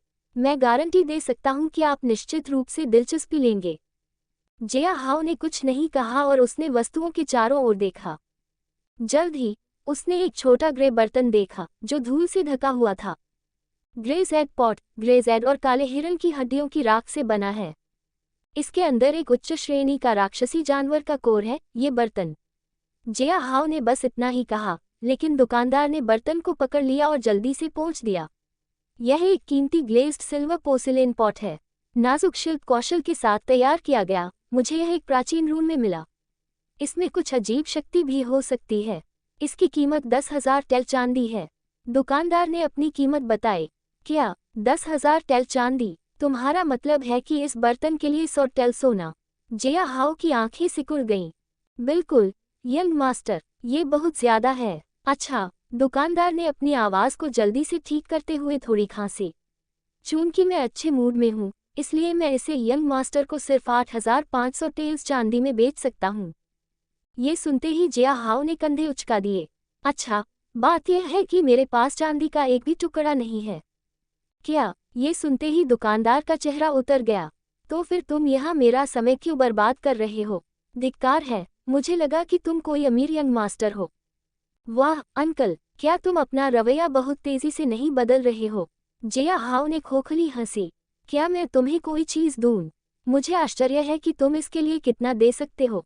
जिया हाओ ने हाथ हिलाया, मुड़ा और अपने लबादे में हाथ डाला। उसके बाद उसने एक चमकदार छोटी तलवार निकाली और दुकानदार के सामने पेश की। ठंडे लोहे से बनी एक छोटी तलवार। इसे हजारों बार तराशा गया है। क्या? मुझे देखने दो। दुकानदार दंग रह गया जब उसने तलवार ली और उसे देखा। आह, ये बहुत तेज है। दुकानदार की उंगली कट गई, लेकिन उसकी आंखों में चमक आ गई। वास्तव में यह एक असली तलवार है। ठीक है, मैं दे सकता हूँ। 1,000 टैल सोना, 1,000 चांदी। रुको, क्या? दुकानदार दंग रह गया। 1,000 टैल सोना? क्या तुम गंभीर हो? हाँ, ज्यादा से ज्यादा मैं 200 दे सकता हूँ। 1,000 टैल, 500, 1,000, 800 टैल और थोड़ा भी ज्यादा नहीं। दुकानदार ने दांत पीस लिए। अच्छा, 800 ठीक है, लेकिन मैं ये बर्तन अपने साथ ले जाऊंगा। ठीक है। दुकानदार ने तलवार ली और भूरे बर्तन के साथ सुनहरे नोट थमा दिए। हे, वो बर्तन बिल्कुल बेकार है। इस बार मैंने काफी मुनाफा कमाया। दुकानदार ने तलवार पहुंचते हुए उसे डिस्प्ले शेल्फ पर रख दिया और मुस्कुराया। जिया हाओ हर समय मुस्कुरा रहा था। उसने बर्तन लिया और उसे तोड़ने से पहले थोड़ी दूर चला गया। अचानक एक मंद प्रकाश के साथ एक अंगूठी के आकार का चमकीला लाल क्रिस्टल उसके सामने प्रकट हुआ। इसे उठाकर जिया हाओ ने इसे अपने चमत्कार के बर्तन में फेंक दिया, जिससे बर्तन ने इसे निगल लिया। अध्याय 34 क्राउन प्रिंस और हत्या। मुझे इस छोटे जानवर को जल्दी से खिलाने और इसे तीसरी परत में बहाल करने की आवश्यकता है, अन्यथा मैं चमत्कार के बर्तन द्वारा मंत्रमुग्ध खजाने का उपयोग कभी नहीं कर पाऊंगा। जिया हाओ ने घूमते हुए एक व्यंग्यात्मक मुस्कान दी। 800 टैल सोना पकड़े हुए जिया हाओ खुद को थोड़ा अमीर महसूस करने से नहीं रोक सका। जैसे ही वह चला, उसने अपने सामने एक ऊंची इमारत देखी। हुंगक्सिन टॉवर। यह एक रेस्तरां जैसा दिखता है। जिया हाओ अंदर चला गया और देखा कि अंदर भीड़ से हलचल थी। स्वागत है युवा मास्टर, मैं आपकी क्या मदद कर सकता हूँ? एक महिला वेटर तुरंत जिया हाओ के सामने प्रकट हुई और उसने मुस्कुराते हुए चेहरा बनाया। अच्छा, मैंने सोचा कि मैं हुंगक्सिन टॉवर के प्रसिद्ध व्यंजनों का स्वाद चखूंगा। जिया हाओ मुस्कुराया, लेकिन मुझे लगता है कि यहाँ थोड़ी भीड़ है। अगर यंग नोबल तैयार है तो मैं आपको वीआईपी फ्लोर पर ले जा सकता हूँ। लड़की ने तुरंत जवाब दिया, बस पैसे हैं। कितने? 5,000 टेल चांदी। यंग नोबल, ये लो, ये ले लो। जिया है ने बुरा नहीं माना और उसने वेट्रेस को 50 टेल सोना दे दिया। चमकते हुए सोने को देखकर वेट्रेस की आंखें चमक उठी और उसने सिर हिलाया। कृपया ऊपर आ जाओ, यंग नोबल। 5वीं मंजिल पर, ये वास्तव में शांत था। जिया हाओ आश्चर्यचकित था जब उसने वीआईपी मंजिल पर लकड़ी और पत्थरों की उत्तम और विस्तृत शिल्पकला देखी। ये तो बताने की जरूरत ही नहीं थी कि नीचे से आने वाली आवाज़ें पूरी तरह से गायब हो गई थी और वह केवल बर्तनों की खनक और कम लोगों की बड़बड़ाहट सुन सकता था। जिया हाओ ने अपनी सीट चुनी और वेटर ने तुरंत स्टीम्ड बन और सुगंधित चाय परोसी। ये निःशुल्क है, युवा महानुभाव। वेटर मुस्कुराया। वीआईपी फ्लो का लाभ। इसके अलावा आप क्या खाना चाहेंगे? आपके रेस्तरां के 3 सबसे अच्छे व्यंजन और शराब का एक जार। जिया हाओ ने हल्की आवाज में कहा। बहुत बढ़िया, सर। जैसे ही जिया हाओ रेस्तरां के बारे में अपने मन में नोट्स बनाता रहा, उसने देखा कि लोगों का एक समूह वीआईपी सेक्शन में प्रवेश कर रहा है। एक खूबसूरत वेट्रेस ने उन्हें आरक्षित सीट पर पहुंचाया। हालांकि एक युवक के अलावा 3 अंगरक्षक उसके बगल में खड़े रहे। जिया हाओ ने अपने ऋषि की दिव्य आंखों का उपयोग करते हुए युवक को देखा। नाम ली किंग, उम्र 26, टिप्पणी यान साम्राज्य के क्राउन प्रिंस, गहन जागृति चरण के 7वें चरण, ब्लू इंटरनल क्यूई के स्वामी। हाल ही में भविष्य की बात, 20 सांसों के बाद वह शराब में जहर के कारण मर जाएगा। ओह, जिया हाओ ने जब ये सुना तो उसकी आंखें चौड़ी हो गईं। यान साम्राज्य का युवराज, वह यहाँ क्या कर रहा है? अच्छा, किसे परवाह है? जिया हाओ ने अपने बर्तनों का इंतजार करते हुए कंधे उचका दिए। हालांकि जब उसने अपने एक अंगरक्षक की ओर देखा तो जिया हाओ ने लगभग अपनी चाय थूक दी। नाम झो यान, आयु 61, टिप्पणी क्राउन प्रिंस का शाही अंगरक्षक, जनजात क्षेत्र का 3रा चरण। हाल के भविष्य के बिंदु, कुछ क्षणों के बाद वह क्राउन प्रिंस की हत्या के संदेह में कमरे में सभी को गिरफ्तार कर लेता है। उनमें से कुछ ने विरोध करने की कोशिश की, इस प्रक्रिया में उसके हाथों मर गए। ये सुनते ही जिया हाओ लगभग अंदर ही अंदर टूट गया। 1 सेकंड की देरी किए बिना वह ली किंग की ओर चल पड़ा। भाई, क्या मैं आपके साथ बैठ सकता हूँ? जिया हाओ मुस्कुराया और ली किंग के बगल में खड़ा हो गया। हालांकि ली किंग 26 साल का था, लेकिन वह 21 साल के युवक की तरह दिखता था। तीखी भौहें और शांत आंखों के साथ वह स्वाभाविक रूप से शान और कुलीनता की आभा देता था। झो यान और अन्य गार्ड थोड़े चिंतित हो गए, लेकिन ली किंग ने अपना हाथ हिलाया। हाथ, अच्छा, भाई मेरे साथ क्यों बैठना चाहता है?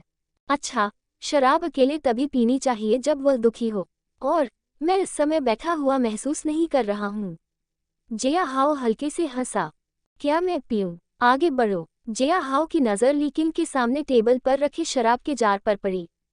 जहरीली पीली लहर वाली शराब, एक पीले रंग की चावल की शराब। इस जार में दिल को चीरने वाला काला जहर मिलाया जाता है। जिया हाओ की भौहें फड़क उठी जब उसने देखा। झो यान की भविष्य की घटनाओं को देखने के बाद जिया हाओ ने अपनी गर्दन पर ठंडी हवा की लहर महसूस की। एक राजकुमार की मौत एक बहुत बड़ा कांड है और यह पूरे राज्य को खूनी तूफान में ले जा सकता है। कोई नहीं जानता कि इसके कारण कितने सिर कटेंगे, और इस युग में कोई भी यह जांचने की जहमत नहीं उठाएगा कि मरने वाले निर्दोष हैं या नहीं। कौन जानता है कि मैं इस कमरे में मरने वाले लोगों में से हूं या नहीं? मेरी ताकत के साथ एक सहज क्षेत्र के स्वामी से बचना असंभव है। अचानक जिया हाओ लड़खड़ा गया और उसने शराब के जार को एक तरफ धकेल दिया। एक धमाके के साथ शराब का जार टूट गया और जमीन पर गिर गया। ओह, मैं कितना अनाड़ी हूँ। जिया हाओ ने ली किंग को देखते हुए अपनी मुट्ठी बांधी। साथ ही भाई, मैं आपसे माफी चाहता हूँ। क्या मैं आपको शराब का एक और जार दूँ? अंगरक्षक घबरा गए क्योंकि उन्होंने जिया हाओ को संदेह से देखा। हालांकि ली किंग शांत था और मुस्कुराया। कोई चिंता नहीं, भाई। हालांकि जैसे ही वह करीब झुका, उसकी आवाज़ फुसफुसाहट में बदल गई। मुझे ऐसा क्यों लगता है कि तुमने जानबूझकर वह जार तोड़ा है? जिया हाओ ने यह सुनकर आश्चर्य किया। उसे लगा कि ली किंग ने उसे देख लिया है। उसकी चाल के बारे में? अच्छा भाई, क्या तुम यकीन करोगे अगर मैं कहूँ कि इसमें एक बदबूदार और जहरीली मक्खी गिर गई? जिया हाओ ने फुसफुसा कर कहा। ली किंग की पुतलियां एक पल के लिए सिकुड़ गईं, फिर सामान्य हो गईं। क्यों नहीं, मुझे यकीन है। उसने झो यान की तरफ एक नज़र डाली, जैसे कि वह कुछ इशारा कर रहा हो। झू यान ने सिर हिलाया और मुड़ा और चला गया। उसके बाद कुछ नौकरानियां आईं और बाकी मेहमानों को जाने के लिए कहा। पहले से ही वहां ज्यादा मेहमान नहीं थे और थोड़ी देर बाद सभी चले गए। भाई अब निश्चिंत हो सकते हैं। मुझे खुशी है कि आपने मेरी मदद की। ली किंग बोला, मेरा नाम किंग ली है। भाई का नाम क्या है? मेरा नाम जिया हाओ है। जिया हाओ ने ठहाका लगाया। अगर भाई किंग को अभी भी कुछ संदेह है तो आप शराब की जांच कर सकते हैं। एक अंगरक्षक ने घुटने टेके और खराब शराब में एक चांदी की सुई पोंछी। जब उसने देखा कि चांदी तुरंत काली हो गई तो उसकी भौहें तन गईं। यह असंभव होना चाहिए। युवा मास्टर, हमने पहले ही शराब का परीक्षण किया है, लेकिन ये जहरीली कैसे हो गई? शायद किसी ने बीच में जहर मिला दिया हो। ली किंग ने भौहें सिकुड़ी, लेकिन जल्द ही झू यान वापस आ गया। जिया हाओ ने अपने शरीर में हल्की सिहरन महसूस की जब उसने झू यान के जूतों पर कुछ हल्के खून के धब्बे देखे। यह एक गहन जागृति क्षेत्र हत्यारा था। झू यान की आवाज ठंडी हो गई। युवा मास्टर, शायद हमें चले जाना चाहिए। कोई जरूरत नहीं, चूंकि भाई जिया ने मुझे बचाया है, मुझे लगता है कि मैं भाग्यशाली हूँ। ली किंग ने ठहाका लगाया। जिया हाओ ने अपनी शराब मेज पर रखी, जबकि वेट्रेस ने मेज पर विभिन्न व्यंजन परोसे। मुझे हमेशा ये येलो वेव वाइन पसंद है। ये वास्तव में अच्छा चुभता है। ली किंग ने हंसते हुए चावल की शराब का एक घूंट पिया। हालांकि उसने देखा कि जिया हाओ की अभिव्यक्ति बहुत अच्छी नहीं थी। क्या हुआ भाई जिया, तुम्हें वाइन पसंद नहीं आई? ली किंग ने उत्सुक स्वर में पूछा। ओह, थोड़ी सी, जिया हाओ ने नकली मुस्कान दी। हालांकि इस वाइन का स्वाद कुछ कम गुणवत्ता वाली बियर जैसा ही था। हम प्राचीन समय में आसवन तकनीक विकसित नहीं थी। यह एक आम आदमी के लिए सबसे अच्छी गुणवत्ता वाली वाइन है। इससे तो कोई बच्चा भी नशे में नहीं आएगा। उसके बाद उसने भरवा बीन्स और स्टेक खाने की कोशिश की। भरवा बंस बिल्कुल सादे थे और स्टेक बहुत चबाने वाला था। जिया हाओ ने इसे चखते ही अपनी भूख गायब महसूस की। हालांकि मैं सोयाबीन पेस्ट का स्वाद महसूस कर सकता हूँ, लेकिन ये सोया सॉस से बिल्कुल मेल नहीं खा सकता। जिया हाओ ने आह भरी। मुझे लगता है भाई जिया को ज्यादा भूख नहीं है। ली किंग मुस्कुराया। शायद। जिया हाओ हल्के से हंसा। शायद मुझे वापस जाकर अपनी पत्नी के हाथ से खाना चाहिए। भाई जिया शादीशुदा हैं, बस 2 दिन पहले। ओह, ली किंग ने मुस्कुराते हुए सिर हिलाया। मुझे उम्मीद है कि आपका वैवाहिक जीवन अच्छा रहेगा। भाई जिया, चूंकि आपने मेरी मदद की है, इसलिए यह मेरा कर्तव्य है कि मैं आपके उपकार का बदला चुकाऊं। मैं इसका बदला कैसे चुकाऊं? बस मेरा सिर मत काटो। जिया हाओ ने मन ही मन बुदबुदाया। भाई किंग, ऐसा मत कहो। आखिरकार किसी की जान बचाना 7 मंजिल का शिवालय बनाने से भी बड़ा है। मुझे उम्मीद है कि भाई किंग भविष्य में सतर्क रहेंगे। जिया हाओ ने उठते हुए कहा। वह पहले ही काफी खा चुका है और अब और खाने की इच्छा नहीं है। भाई जिया, ये लो, इसे रख लो। ली किंग ने मुस्कुराते हुए जिया हाओ को लाल पट्टिका दी। ये हॉन्गिक्सन टॉवर की वीआईपी पट्टिका है। अगर आप इसे दिखाते हैं तो वे आपको वीआईपी की तरह मानेंगे और कभी पैसे नहीं मांगेंगे। इस टोकन के लिए धन्यवाद भाई किंग। जिया हाओ ने इसे स्वीकार करते हुए हल्के से हंसा। मुझे आश्चर्य है कि क्या मैं कभी यहाँ फिर से आऊँगा। मैं किसी भी तरह से बेस्वाद खाना नहीं खाऊंगा। मैं पश्चिमी नहीं हूँ। जिया हाओ के जाते ही ली किंग की नज़र गंभीर हो गई। किसी ने मुझे जहर देने की कोशिश की और तुम में से किसी ने ध्यान नहीं दिया। कुछ ही लोग जानते थे कि मैं कहाँ जा रहा हूँ। झू यान, मैं शाम तक गद्दार का सिर देखना चाहता हूँ। ये हो जाएगा यंग लॉर्ड। झू यान ने सिर झुकाया। इसके अलावा जिया हाओ की पृष्ठभूमि के बारे में भी पता लगाएं। वह दिलचस्प लगता है, लेकिन मुझे नहीं लगता कि वह कोई मार्शल आर्टिस्ट है। वास्तव में मुझे भी लगा कि उसने कभी मार्शल आर्ट का अभ्यास नहीं किया, लेकिन उसकी आभा बहुत स्थिर है। झू यान ने पुष्टि करते हुए सिर हिलाया। दिलचस्प। मुझे आश्चर्य है कि वह किस परिवार का युवा मास्टर है। अध्याय 35 हैप्पी कए युनहाई। जब जिया हाओ सड़क पर चल रहा था तो उसका दिमाग हॉन्गिक्सन टॉवर में खाए गए खाने पर लगा हुआ था। खाना बहुत बेस्वाद है, लेकिन ऐसा इसलिए है क्योंकि यहाँ खाना पकाने की तकनीक सीमित थी और सॉस और मसालों की कमी थी। जिया हाओ ने बड़बड़ाते हुए कहा। आहा, यहाँ मुझे आखिरकार मेरी सोने की खान मिल गई। जिया हाओ ने अचानक अपने हाथों को ताली बजाते हुए एक विचार अपने दिमाग में कौंधा। जैसे ही वह कई परिवार की संपत्ति में वापस लौटा, गार्ड ने उसे अंदर जाने की अनुमति देते हुए सिर झुकाया। हालांकि उसने अचानक कई यूनहाई को कुछ सदस्यों के साथ गंभीर चेहरे के साथ बात करते हुए देखा। जिया हाओ को देखकर कई यूनहाई ने उन्हें दूर भगा दिया। बुरा नहीं है, येक्सू ने मुझे सब कुछ बता दिया है। कई यूनहाई ने जिया हाओ के कंधे को थपथपाते हुए सिर हिलाया। बुरा नहीं है, तुम पहले से ज्यादा जोश और ताकतवर लग रही हो। क्या क्रिम्सन विगोर पिल ने अच्छा काम किया? कई यूनहाई मुस्कुराए। हाँ, यह अच्छा काम किया अंकल कई। जिया हाओ ने मुस्कुराते हुए सिर हिलाया। क्या अंकल? कई यूनहाई ने नाक सिकुड़ी। क्या तुम्हें मुझे ससुर नहीं कहना चाहिए? अरे हाँ, ससुर। कई यूनहाई ने जब जिया हाओ को उसे ऐसा कहते सुना तो वह मुस्कुराया। मेरे साथ आओ, मेरे पास एक और है, तुम्हें दिखाने के लिए कुछ है। जिया हाओ कई यूनहाई के पीछे पीछे अध्ययन कक्ष में चली गई। कई यूनहाई ने सावधानीपूर्वक कुछ मैनुअल निकाले और उन्हें जिया हाओ को दे दिया। हमारा कई परिवार एक सैन्य परिवार है। हम 3 शताब्दियों से एक शक्तिशाली सेना और मार्शल बल के रूप में सेवा कर रहे हैं। इसलिए हमारी मार्शल आर्ट का संचय भी बहुत अधिक है। मुझे पता है कि तुम कभी भी गहन जागृति अवस्था तक नहीं पहुंच सकते। हालांकि तुम्हारे लिए कुछ आत्मरक्षा सीखना आवश्यक है। इसलिए मैंने आपके लिए कुछ मार्शल आर्ट मैनुअल निकाले हैं। जिया हाओ ने मैनुअल देखकर आश्चर्यचकित रह गया। कई यूनहाई चाहे कितना भी भयानक क्यों न लगे, ऐसा लगता है कि उसके मन में अभी भी जिया हाओ के लिए एक नर्म जगह है। QEC gathering art, gentle flowing breath, rock shattering fist और lightly fairy steps. Jia Hao ने मैनुअल निकालकर आश्चर्यचकित रह गया। उन्हें पलटकर वह देख सकता था कि वे तियानशु राष्ट्र की मार्शल आर्ट की तरह उथले नहीं थे।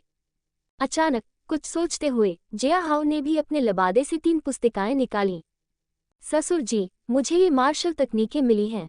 मुझे आश्चर्य है कि क्या ये उपयोगी हैं। कई यूनहाई ने 3 पुस्तिकाएं लेते समय आश्चर्यचकित रह गया। 8 त्रिग्राम हथेलियों को पढ़ते हुए उसने अपना सिर हिलाया। ये क्या हैं? मैं भाषा नहीं समझ सकता। कई यूनहाई ने जिया हाओ को देखा और बोला, आह, ठीक है, मैं क्षमा चाहता हूँ। जिया हाओ ने अपने चेहरे पर हाथ मारा। आखिरकार तियानशु राष्ट्र की मूल भाषा यूनलान महाद्वीप के लोगों के लिए समझ से बाहर होगी, लेकिन उदाहरण के लिए विभिन्न चित्र भी हैं और कई यूनहाई उनसे कुछ निष्कर्ष निकाल सकता है। जिया है द्वारा पहली 2 तकनीकों को समझाने के बाद कई यूनहाई ने सिर हिलाया। यह 8 त्रिग्राम महान हथेली कला का सबसे बुनियादी रूप लगता है। ये चालें उन नश्वर लोगों के लिए अच्छी हैं जिन्होंने कभी अभ्यास नहीं किया है। हालांकि अभ्यासियों के लिए इस तकनीक को सीखना समय की बर्बादी है। यह पवन विभाजन तलवार कला। कई यूनहाई की आंखें सिकुड़ गईं। बुरा नहीं है, इसमें एक तलवार तकनीक है जो तेज और घातक है। यह एक पीले ग्रेड तकनीक के रूप में अच्छा है। पीला ग्रेड? जिया हाओ हैरान था। क्या तकनीकों के अलग अलग ग्रेड हैं? बेशक, कई यूनहाई ने सिर हिलाया। मार्शल आर्ट के 5 ग्रेड हैं।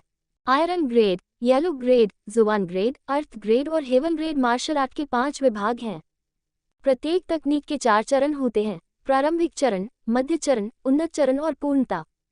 जब आप पूर्णता चरण तक पहुंच जाते हैं तो इसका मतलब है कि आपने तकनीक में पूरी तरह से महारत हासिल कर ली है। ये तकनीक एक शीर्ष आयरन ग्रेड तकनीक है जो येलो ग्रेड की दहलीज को छूती है। अगर तुम अभ्यास कर सको तो अच्छा रहेगा। इस बारे में उद्धरण चिन्ह। जब कई यूनहाई ने 100 सेना युद्ध संरचना की पुस्तक खोली तो उसकी पलक सिकुड़ गई। हालांकि मैं कुछ भी समझ नहीं पा रहा हूँ। ये सेना संरचना और रणनीति के बारे में एक पुस्तक की तरह लगता है न? हाँ ससुर जी। जिया हाओ ने पुस्तक ली और सहजता से वे पंक्तियां बोली जो उसे महत्वपूर्ण लगी। जिया है द्वारा इसकी मूल अवधारणा समझाए जाने पर कई यूनहाई की आंखें और चौड़ी होती गईं।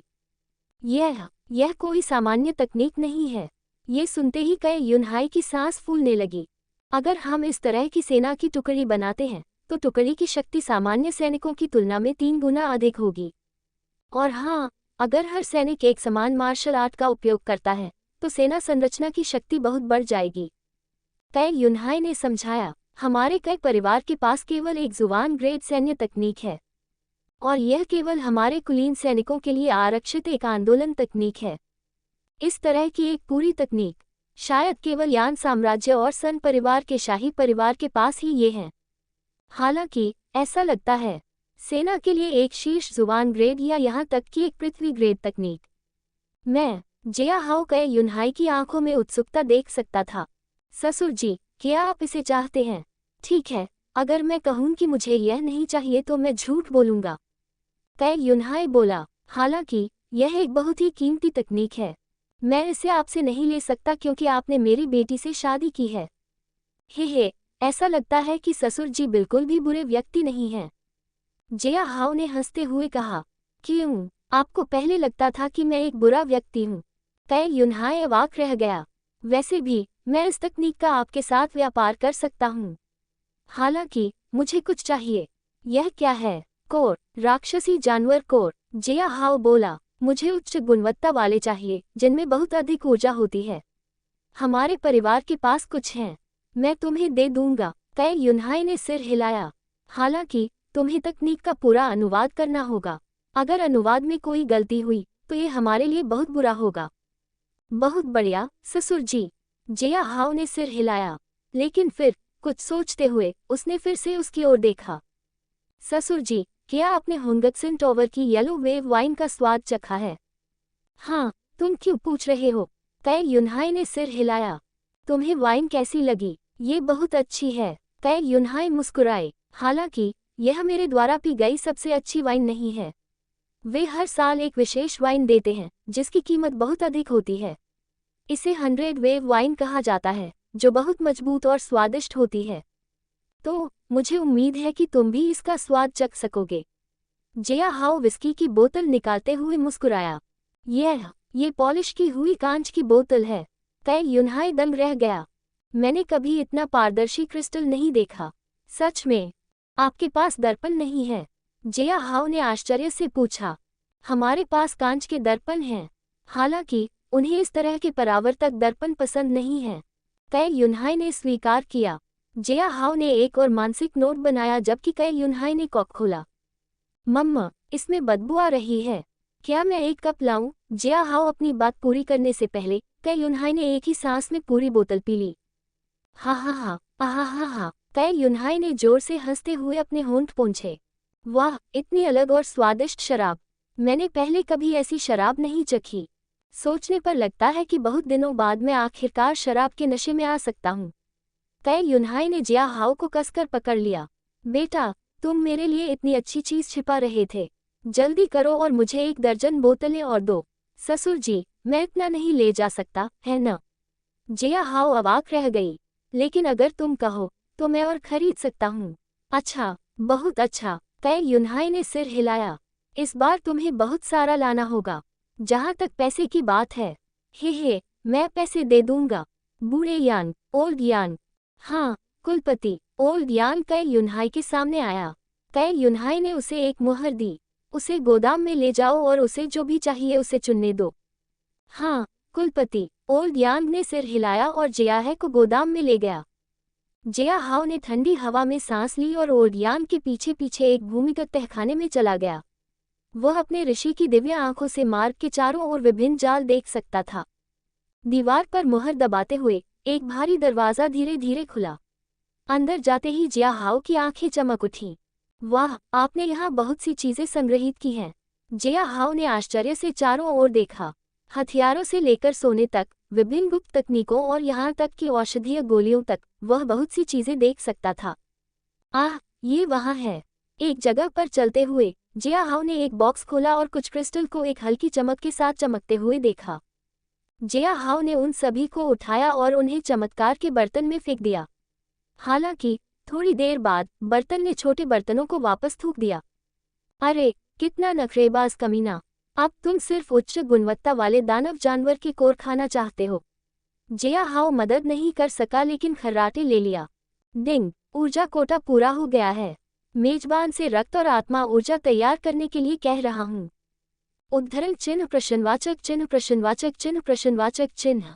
क्षमा करें। जिया हाओ की अभिव्यक्ति तब बदल गई जब उसने देखा, अब मुझे लोगों को मारना होगा और उनकी लाशें तुम्हें खिलानी होंगी।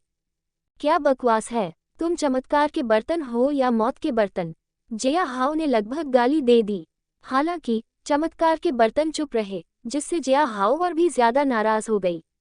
बाहर में जाओ। आह भरते हुए वो मुड़ा और ओल्ड यांग की ओर देखा।